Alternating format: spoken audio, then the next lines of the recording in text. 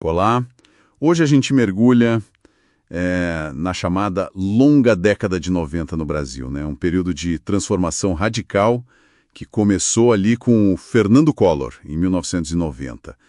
As nossas fontes cobrem bem essa implementação das ideias neoliberais, começando com aquele choque, o Plano Collor. Para entender, a gente precisa lembrar do pano de fundo, tal Consenso de Washington de 89. Era tipo a receita, né? Exato.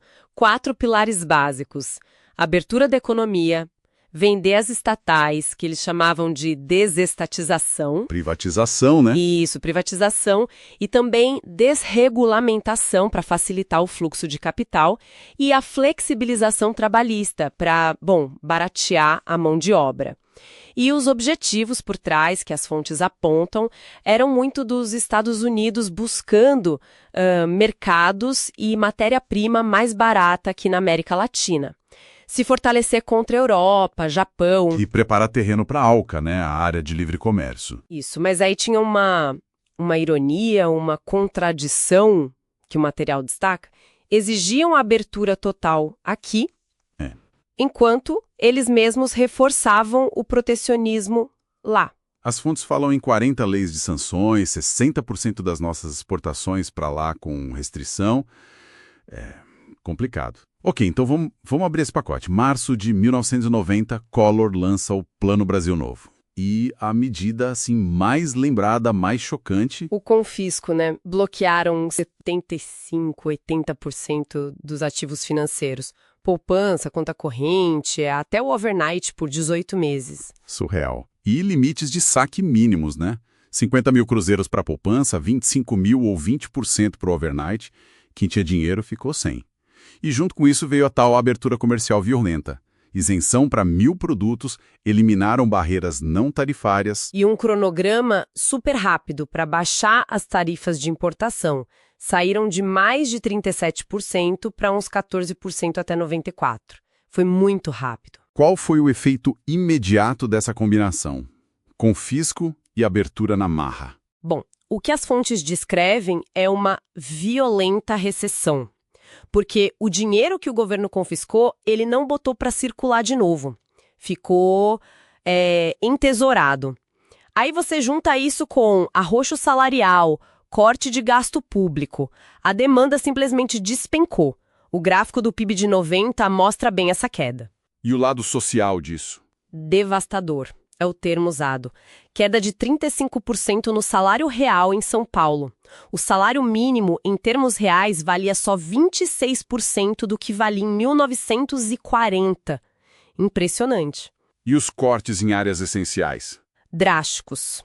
Educação foi de 8,4 bi para 4,2 bi de dólares. Saúde, de 11,4 para 6,4 bi. Foi um corte assim, na carne mesmo. E para a indústria?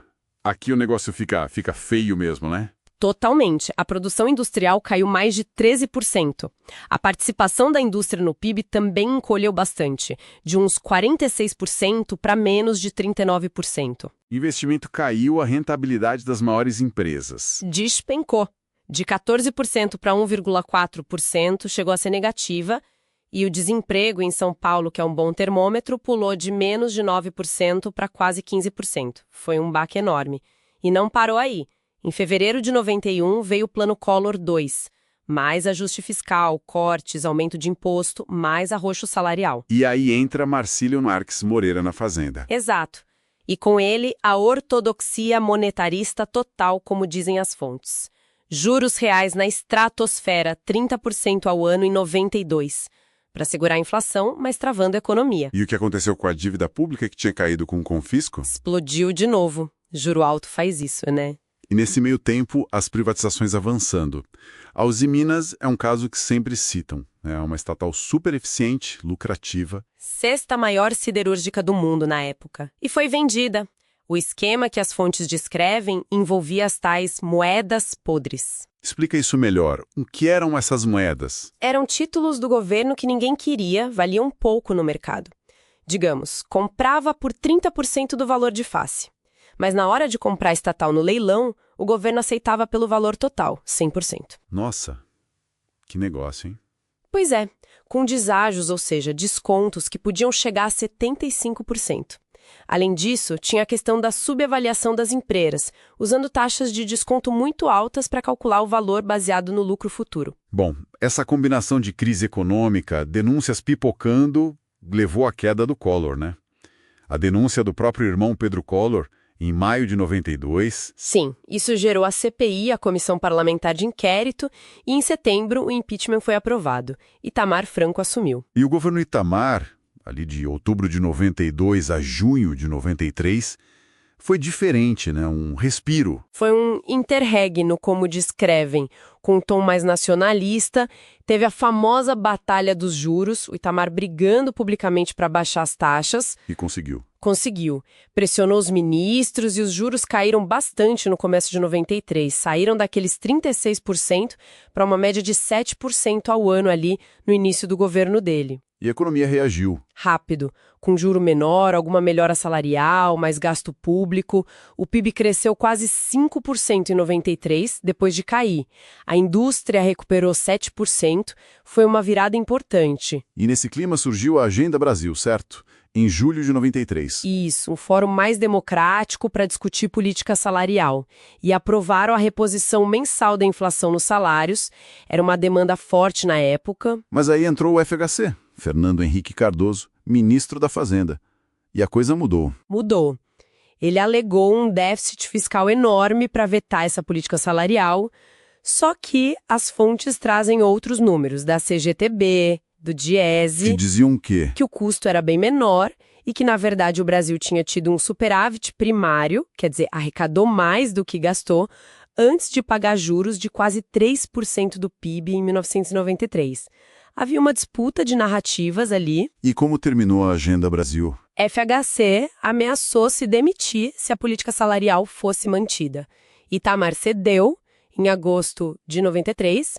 FHC basicamente assumiu o comando da economia, impôs a política salarial dele, que era inflação menos 10 pontos, e retomou a agenda do Consenso de Washington. Preparando o terreno para o plano real que viria depois. Exatamente. Então, resumindo essa montanha-russa, tivemos a implementação de choque do neoliberalismo com Collor, custos sociais e econômicos altíssimos, aí um breve desvio com o Itamar mostrando que talvez outro caminho fosse possível. E a rápida retomada da agenda anterior sob FHC, já pavimentando o próximo capítulo. É uma história intensa. Muito. E fica uma reflexão final pensando em tudo isso que a gente viu nas fontes. Se a gente considerar como essas políticas foram implementadas, sabe? O choque do confisco, a abertura de repente, o método das privatizações com essas moedas podres e até o jeito como a discussão salarial na Agenda Brasil foi contornada, que perguntas isso levanta sobre as bases da nossa economia e talvez as cicatrizes sociais que ficaram para o Brasil nas décadas seguintes? É algo para a gente pensar.